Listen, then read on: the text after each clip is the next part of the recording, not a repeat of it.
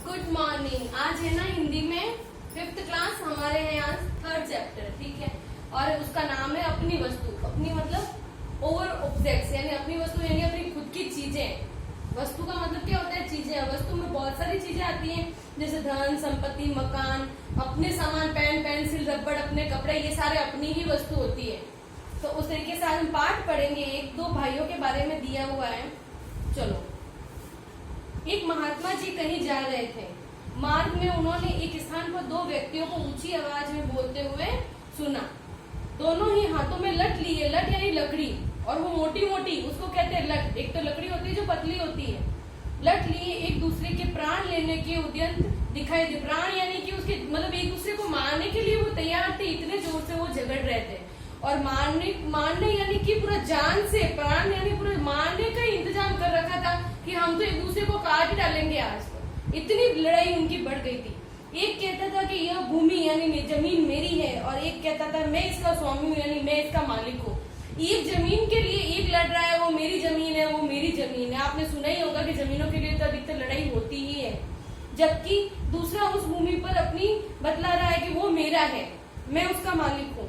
उस भूमि पर अपना अपना स्वामित्व जताने के लिए दोनों की क्रोध लाल पीला होना, यानी बहुत गुस्सा होना, बहुत गुस्से में थे और एक दूसरे को जता रहे थे कि ये मेरी जमीन है, मैं इसका मालिक हूँ। अपने अपने पक्ष को दलील दे रहे थे, यानी अपना अपना दलील, यानी कि अपनी अपनी बात रख रहे थे कि ये मेरा है, ये मेरा है। अपन भी करते हैं, ये पेंसिल मेरी है, ये रबड़ मेरा है। कैसे अपन भी क्लास में कभी कभी ऐसे थोड़ी बहुत हो ही जाती है, ये नॉर्मली है। तो वैसे ही वो भी लड़ रहे थे। सुनो आगे क्या होता है। संत महात्मा को स्वभाव से दयालु और परोपकारी लगे, ठीक है। सदैव सबका भला ही चाहते थे। उन्होंने मन ही मन में विचार किया। महात्मा जी ने ये सोचा कि ये दोनों सिर्फ जमीन के लिए लड़ रहे हैं, लेकिन इनका मन साफ है, सब अपना अपना हक जता रहे हैं, ठीक है। लेकिन इनका मन साफ है, ऐसा कुछ नहीं है ये लड़ेंगे, इतना नहीं। लेकिन फिर भी उन्होंने खड़े खड़े खुद से ही विचार किया। दोनों लड़ाई झगड़ा करके व्यर्थ ही अपना प्राण गंवाने पे तुले हुए, फालतू में अपनी जान देने के लिए लगे हुए हैं, लेकिन मन के साफ है। अतएव इन्हें समझा बुझाकर शांत करने, इनका आपस में समझौता कराने प्रयास करना चाहिए। यानी कि संत महात्मा ने सोचा कि चलो मैं कोशिश करता हूँ, इनको समझाता हूँ, इनसे प्यार प्रेम पूर्वक बात करके कि आप लोग मत लड़ो, मत झगड़ो, आपस में प्रेम से फैसला कर लो कि किसका कितना है। यह सोचकर वो उनके निकट गए, यानी उनके पास में गए, उन्हें संबोधित किया। अब संबोधित से मुझे याद आया, मोदी जी अपने प्रधानमंत्री श्री नरेंद्र मोदी जी भी संबोधित करते हैं, यानी अपने को बताते हैं कि हमें अब भी चल रहा है कोरोना वायरस, ठीक है। 2 सालों से हमें कोरोना वायरस ने बहुत परेशान कर रखा है। तो वो बार बार हमें संबोधित करने के लिए टीवी पे आते हैं लाइव। वैसे ही वो भी संबोधित करने के लिए महात्मा जी उनके पास गए। एक भद्र पुरुष हो तुम कौन हो और आपस में क्यों झगड़ रहे हो? उन्होंने महात्मा जी ने उन दोनों से पूछा क्यों झगड़ रहे हो, क्या हुआ, जबकि उनको पता था कि हो क्या रहा है। महात्मा जी को देखकर उनके एक व्यक्ति बोला, महात्मा हम दोनों भाई हैं। अब देख लो, मैंने आपको पहले बोला था कि 2 भाई लड़ रहे हैं, लेकिन इसमें पहले ये नहीं बताया गया था। हमारे पिता ने मरते समय अपनी संपत्ति का बंटवारा किया था, उसके अनुसार यह भूमि का मालिक मैं हूँ। फिर भी यह व्यर्थ ही मुझसे झगड़ रहा है। कोई ईमानदार होता है, कोई बेईमान होता है। तो एक ईमानदार था और एक बेईमान था। जब उसके पिताजी ने अलग अलग बंटवारा करके अलग अलग नाम पे कर दिया था जमीनों को, फिर भी वो जो दूसरा बेईमान था वो ऐसे ही अपना नाम खड़ा कर रहा है कि मैं हूँ, ये मेरा है, मैं इस जमीन का मालिक हूँ, ठीक है ना। हर कोई ईमानदार नहीं होता, कोई ना कोई बेईमान निकल ही जाता है। तो वो वैसे ही बेईमान था, एक भाई और एक भाई ईमानदार था, फिर भी व्यर्थ ही झगड़ा कर रहा है। तत्काल चिल्ला उठा, महाराज ये बिल्कुल झूठ बोल रहा है। यानी जो दूसरा जो बेईमान था वो क्या बोल रहा है, नहीं ये झूठ बोल रहा है, ये भूमि तो भाग नहीं है, ये मेरा है, बल्कि मेरे भाग में आती है, इसलिए उसका असली मालिक मैं हूँ। झूठ ही इसे अपनी बतलाकर उसे धमका कर हड़पना चाहता है। और उसको धमकाता था रोज एक भाई कि नहीं ये जमीन मेरी है, लेकिन वो बोल रहा है कि नहीं ये मेरी है। ये पूरे पाठ में यही चलने वाला है इनका कि जमीन मेरी है, जमीन मेरी है, लड़ते लड़ते। और महात्मा जी समझाएंगे। महात्मा जी ने शांत स्वभाव से फरमाया, यानी अपनी बात रखी, तुम दोनों की एक भूमि अपना कहते हो, अपने अपने पक्ष में दलीलें देते हो, ठीक है। ऐसे ही इसका निर्णय कभी नहीं होगा। यानी अगर हम किसी से बहस करेंगे तो उसका निर्णय नहीं निकलता। बैठ के सोच समझ के बातचीत करो, ताकि सामने वाला क्या पता अपनी बात समझ जाए शांत स्वभाव से। अब अपन एक दूसरे को वो चिल्ला रहे हैं, हम भी चिल्ला रहे हैं, तो कोई किसी की बात नहीं सुन पाता है। तो संत जी यही कह रहे हैं कि भाई आराम से बैठ के बात कर लो शांत स्वभाव से, चिल्लाने से कोई निर्णय नहीं निकलने वाला। इसलिए यही अच्छा रहेगा कि जिस भूमि के लिए दोनों मरने वाले पे उतारू हो रहे हो, उससे यह बात पूछ लो कि उसका असली मालिक तुम कौन है, तुम में से कौन होगा। यह स्वयं ही अपनी बात निर्णय कर देगी। कुछ पल तक दोनों महात्मा जी के मुख की ओर यानी मुंह की ओर देखते रहे दोनों, फिर बोले किंतु यह संभव कैसे है? भूमि कभी बोलती है क्या? जमीन कभी बोलती है क्या? या निर्जीव वस्तुएं कभी बोलती है क्या? नहीं, पर वो वस्तु है लेकिन निर्जीव वस्तुएं कभी बोलती नहीं है। निर्जीव क्या होती है? बिना जान की, जैसे कंप्यूटर है, टेबल है, कुर्सी है, जितनी चीजें हैं, ये सब क्या है? ये निर्जीव वस्तुएं हैं। इनको आप ऊपर से नीचे गिरा दो, टूट जाएंगी पर बोलेंगी नहीं। और अपन क्या है? आप और मैं और बाकी जो ये जितने मनुष्य हैं, प्राणी है, जीव जंतु है, ये सजीव है। किसी जानवर को भी चोट लगती है तो भी वो बोलता है, मनुष्य को भी चोट लगती है तो भी वो बोलता है, तो ये सब सजीव में आते हैं। ठीक है, तो ये निर्जीव यानी जमीन क्या कभी बोलेगी क्या? कभी नहीं बोलेगी। अब वो यही सोच रहे हैं कि पूछना कैसे रहा। महात्मा जी ने उत्तर दिया, हाँ यह अवश्य बोलती है, परंतु उसकी आवाज तो तुम लोग सुन नहीं सकते, हम सुन सकते हैं। किंतु यह बताओगे भूमि जो निर्णय देगी क्या वो तुम्हें मान्य होगा? मान्य यानी तुम मान जाओगे कि जो ये भूमि फैसला करेगी? दोनों भाई इस बात पर राजी हो गए कि ठीक है ठीक है। तब महात्मा जी बोले, मुझे बहुत जोरों से भूख लग रही है, पहले मुझे भोजन कराओ। वे बोले, भूमि का निर्णय हो जाए फिर आपको डट कर खाना खिलाएंगे। दोनों भाइयों ने कहा कि पहले आप हमारा फैसला करो, फिर मैं आपको डट के खाना खिलाऊंगा। महात्मा जी ने कहा, भूमि का निर्णय तो हो ही जाएगा, यह कभी कहीं भागे थोड़ी जा रहा है, पहले भोजन हो जाए ताकि मन मस्तिष्क ठिकाने आए। इसलिए फिर तुम दोनों को घर से भोजन लेके आओ, यहाँ बैठे हैं। और कहकर महात्मा जी पेड़ के छाए में बैठ गए। ठीक है कि पहले तो भोजन लाओ फिर मेरा दिमाग चलेगा। और अपना भी यही है, अपन मनुष्य हैं, भूख लगती है तो सिर्फ अपने को खाना दिखता है।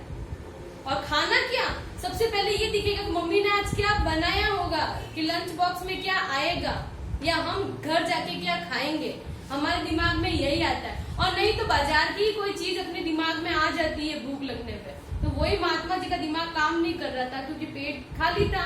खाली पेट क्या करेंगे, तो थोड़ा खाना चाहिए, पेट में खाना जाएगा तब उनका दिमाग दौड़ेगा। दोनों भाई घर गए, अपने अपने घर से भोजन बनवा कर लाए। महात्मा जी ने उन दोनों को बैठ जाने को कहा। तत्पश्चात यानी उसके बाद उन्होंने भोजन के 3 भाग किए। अब यहाँ पे गौर करने वाली बात है कि 3 भाग किए हैं उन्होंने भोजन के। 3 कौन? 2 भाई और एक संत। ठीक है, दोनों भाइयों को भोजन करने का आदेश स्वयं ही भोजन करने लगे, यानी आदेश दिया कि तुम दोनों भी भोजन करो, मैं भी कर रहा हूँ। इस समस्त कार्रवाई का उद्देश्य स्वयं ही भोजन करने लगे। इस प्रकार ऊपर की सब बातचीत तथा भोजन आदि में 2 घंटे लग गए, यानी ऊपर की सारी पंचायती यानी खाना बनवा कर लाना और बातचीत में 2 घंटे लग गए थे। ठीक है, खाना वाना खाया आराम से। महात्मा जी की इस कार्रवाई के उद्देश्य केवल यही था कि दोनों का क्रोध कम हो जाए, यानी दोनों जो गुस्से में थे वो गुस्सा उनका शांत हो जाए, जो मरने मारू पे उतरने थे कि हम तो आज जमीन लेके ही रहेंगे। ठीक है, अब ताकि उन्हें समझाया बुझाया जा सके। हुआ ये, वे दोनों जब भोजन के निर्दित हो गए, या निर्दित यानी कि फ्री हो गए, आपके कहने का मतलब खाना वाना सब हो गया उनका, तब वो काफी शांत हो गए। अब आप भी देखना, अपने को गुस्सा आता है ना, तब हम थोड़ी देर के लिए गुस्सा हो जाते हैं, ये नहीं करेंगे, वो नहीं करेंगे, ऐसा नहीं करेंगे, वैसा। लेकिन जस्ट थोड़ी देर बाद में अपना दिमाग शांत होता है, तब अपना दिमाग काम करता है कि शायद ऐसा नहीं, ऐसा कर सकते हैं। तो गुस्सा अकल को खाता है। हमें कभी भी क्रोध नहीं करना चाहिए, और क्रोध करते भी हो तो वहां पे चुप होना चाहिए, बोलना नहीं चाहिए, क्योंकि क्रोध में इंसान बहुत कुछ कह जाता है, और वो शब्द जब मुंह से निकल जाते हैं तो वापस कभी नहीं होते। एक बार कहना, वो लोग कहते हैं ना कि एक बार जब धनुष से तीर निकल जाता है तो वो सही हो सकता है, लेकिन जब जबान से अगर शब्द निकल जाए उसका कोई इलाज नहीं होता। आगे वालों को कितना ठेस पहुंचेगा इसका अंदाजा भी हम गुस्से में नहीं लगा सकते। तो यही हुआ उनका कि गुस्से में खूब लड़ लिए, फिर उनका दिमाग शांत हुआ। उसके बाद में महात्मा जी के चरणों में विनय की महाराज, यानी विनय यानी उनको प्रणाम किया, उनको हाथ जोड़ा, फिर बोला, महाराज यह भूमि तो बोलेगी नहीं, इसलिए आप ही हमारा निर्णय कर दो, यानी डिसाइड कर दो कि क्या होगा। अब लास्ट पे है कि महात्मा जी ने कहा यह भूमि को पूछकर इसका निर्णय करते हैं, यह कहकर उन्होंने अपना काल भूमि के साथ लगाया। मानव कुछ सुनने तक प्रयत्न कर रहे थे, कुछ देर तक तो भूमि के कान लगा के सुन रहे, जमीन बोलती है क्या। फिर सीधे बैठकर गंभीर वाणी में बोले, यह तो भूमि है, कुछ कह नहीं रही है। दोनों भाई बोले, महाराज भूमि क्या कह रही है। महात्मा जी ने कहा, भूमि कहती है कि ये दोनों व्यर्थ ही मेरे अधिकार जमा रहे हैं, जमाने के लिए खड़ा झगड़ा कर रहे हैं, क्योंकि मैं इन दोनों के किसी का भी नहीं हूँ।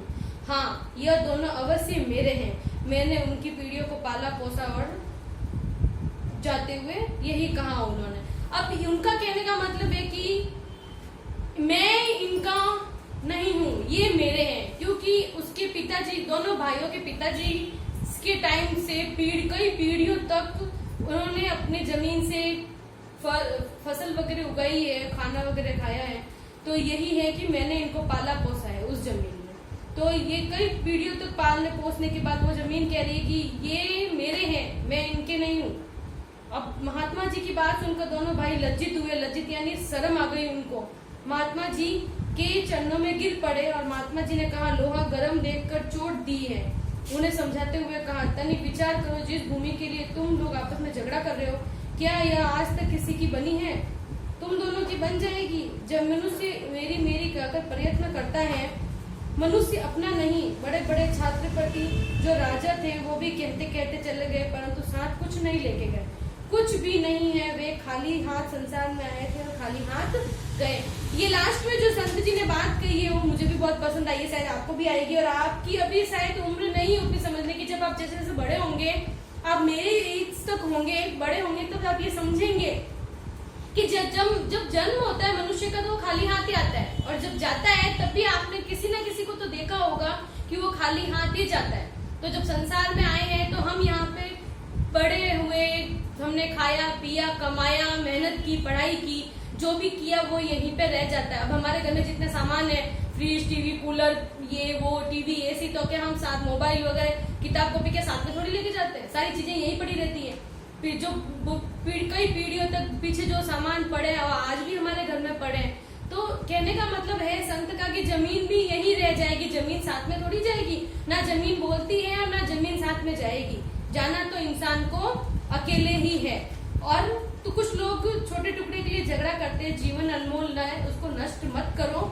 यह भूमि तुम्हारी नहीं है, तुम भूमि ना ही बनेगी तुम्हारी कभी। भूमि, यह संसार कितने पदार्थ है, जो मकान, संपत्ति, अब देखो मैंने आपको पहले ही बता दिया, तुम्हारी अपनी केवल भजन भक्ति, तुम्हारे अच्छे कर्म। अच्छे कर्म का मतलब है हमेशा सबसे अच्छे बोलो, शिष्टाचार से रहो, तरीके से रहो, और किसी को भी गलत मत बोलो, सबका रिस्पेक्ट करो, भले बड़ा है चाहे छोटा है, ठीक है। छोटे को इज्जत दोगे तो इज्जत मिलेगी, और बड़ों को तो इज्जत आपको देनी ही है, आदर करना ही है। लोग परलोक संगी साथी शेष रह जाते हैं, कुछ भी नहीं रहता, नाम सुमरन लगाओ, तुम्हारा परलोक संवर जाएगा। लोक परलोक यानी कि जब भगवान के घर में लोग चले जाते हैं, वहां भी उनको सजाएं दी जाती है उनके कर्म के अनुसार। तो यही संत जी समझा रहे हैं कि कर्म अच्छे करो ताकि ऊपर भी आपको दिक्कत ना। जैसे हम यहाँ रह रहे हैं ना, अपने दोस्त है, भाई है, बहन, वैसे आगे जितने लोग जो बूढ़े बुजुर्ग ऊपर गए हैं भगवान के घर पे, उनका भी यही है कि है ना, वो जितने कर्म यहाँ अच्छे अच्छे करके गए, उनको अगर गलत काम किया है तो उनको सजाएं मिली है। जैसे यहाँ आपको पनिशमेंट कभी कभी हम क्लास में देते हैं ना, वैसे उनका भी बहुत अच्छा है। बड़े बुजुर्ग को तो अच्छे से कर्म करना चाहिए।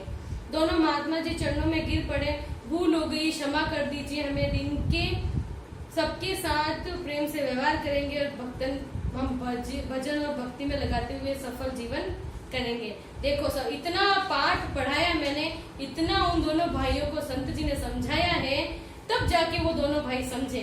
पर हम जब इतना पढ़ चुके, समझ चुके, तब आपको समझ जाना है हम अपने भाइयों के साथ कभी नहीं लड़ेंगे, भाई बहनों के साथ में। अरे पेन पेंसिल के लिए लड़ेंगे, जमीन जायदाद के लिए कभी नहीं लड़ेंगे। हमें इस पाठ से यही शिक्षा मिलती है, हमें सबके साथ प्रेम से रहना चाहिए, ठीक है। कोई भी चीज हमारी नहीं होती, हम सबकी होती है। मिल बांट के खाना भी है तो मिल बांट के शेयर करके खाते हैं ना। तो आज का पाठ हमारा खत्म हुआ है, इसके शब्दार्थ में आपको लिखने के लिए दूंगी, ठीक है। नहीं समझ में आता है आप सैटरडे को आओ, हमसे पूछो, ठीक है। Thank you.